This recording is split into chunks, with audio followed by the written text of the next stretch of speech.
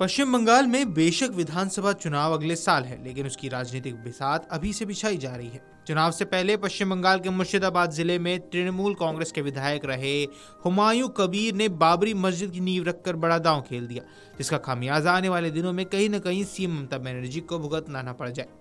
6 दिसंबर को बाबरी मस्जिद विध्वंस की 33वीं बरसी पर मुर्शिदाबाद जिले में मस्जिद की नींव रखी गई। बाबरी मस्जिद बनाने के लिए हुमायूं कबीर को लाखों लोगों से करोड़ों में चंदा मिला है, जिसका वीडियो भी उन्होंने बीते दिनों जारी किया था। ऐसे में सवाल उठता है कि 6 दिसंबर से अब तक बाबरी मस्जिद बनाने के लिए कितनी राशि जुटाई जा चुकी है। एक रिपोर्ट की माने तो हुमायूं कबीर मुर्शिदाबाद जिले में बाबरी मस्जिद के अपने सपने को साकार करने के लिए देश विदेश से भारी मात्रा में चंदा प्राप्त कर रहा है। 6 दिसंबर को बाबरी मस्जिद विध्वंस की 33वीं बरसी पर आधारशिला रखे जाने के बाद से अब तक लगभग 5 करोड़ की राशि जुटाई जा चुकी है। हुमायूं कबीर ने बताया कि हमें कतर, सऊदी अरब, बांग्लादेश और इंग्लैंड सहित विदेशों से दान के लिए फोन आ रहे हैं। पूर्व टीएमसी विधायक को न केवल बाबरी मस्जिद के अपने सपने पर भरोसा है, बल्कि आधारशिला समारोह में मिले भारी समर्थन के बाद अपनी नई राजनीतिक पार्टी पर भी पूरा भरोसा है।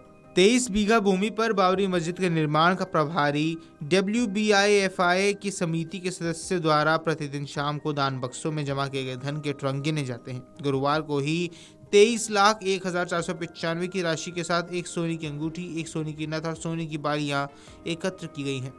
पार्टी द्वारा निलंबित किए जाने के बावजूद हुमायूं कबीर का राजनीति छोड़ने का कोई इरादा नहीं है। वास्तव में वे बंगाल की राजनीति में एक बड़ी भूमिका निभाने को लेकर आश्वस्त है।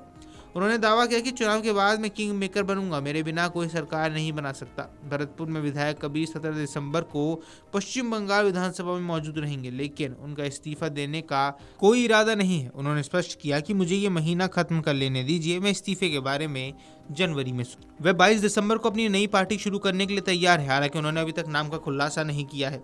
कबीर असदुद्दीन ओवैसी की पार्टी AIMIM के साथ गठबंधन की उम्मीद कर रहे हैं, जो सफल नहीं हो सका। वह मुर्शिदाबाद जिले में कांग्रेस और वाम मोर्चा के साथ सीट शेयरिंग का फॉर्मूला बनाना चाहते हैं, जिसकी घोषणा वे अपनी पार्टी के गठन के बाद करेंगे। इसी बीच टीएमसी ने कबीर के बाबरी मस्जिद एजेंडे से दूरी बना ली है। टीएमसी का कहना है कि यह पार्टी की समावेशी राजनीति की विचारधारा के अनुरूप नहीं है। आपको बता दें कि पश्चिम बंगाल में मुस्लिम समुदाय के लगभग 30% मतदाता हैं, जबकि हिंदू अल्पसंख्यक समुदाय में शामिल मतुआ बंगाल में 17% है। इनके वोट भाजपा और टीएमसी के बीच विभाजित है। जिस दिन मुर्शिदाबाद में बाबरी मस्जिद की आधारशिला रखी गई, टीएमसी ने एकता दिवस का आयोजन किया। इसके माध्यम से पार्टी ने सांप्रदायिक सद्भाव के लिए खड़े होने का स्पष्ट संदेश दिया। टीएमसी ने मुर्शिदाबाद में आधारशिला समारोह के कुछ ही दिन पहले कबीर को दूसरी बार पार्टी से निष्कासित कर दिया था। कांग्रेस ने टीएमसी में शामिल हुए कबीर में सत्ताधारी सरकार के पहले कार्यकाल में जूनियर कैबिनेट के मंत्री के रूप में कार्य किया था। इससे पहले उन्हें 2015 में पार्टी विरोधी गतिविधियों के लिए 6 साल के निष्कासित भी किया जा चुका है। इसके बाद वो 2018 में भाजपा में शामिल हुए, लेकिन 2019 में लोकसभा चुनाव में टीएमसी से चुनाव हार गए। 6 साल का निष्कासन पूरा होने के बाद कबीर टीएमसी में फिर से शामिल हो गए। हालांकि आपको बता दें, इस बार चुनाव में सीएम ममता को भाजपा के साथ उनकी ही रहे विधायक हुमायूं कबीर का भी सम्मान करना पड़ेगा। यानी इस बार सीएम ममता को डबल अटैक झेलना पड़ेगा। अब देखना होगा कि बंगाल की जनता इस बार किस पर भरोसा करती है। Video desk amarujala.com।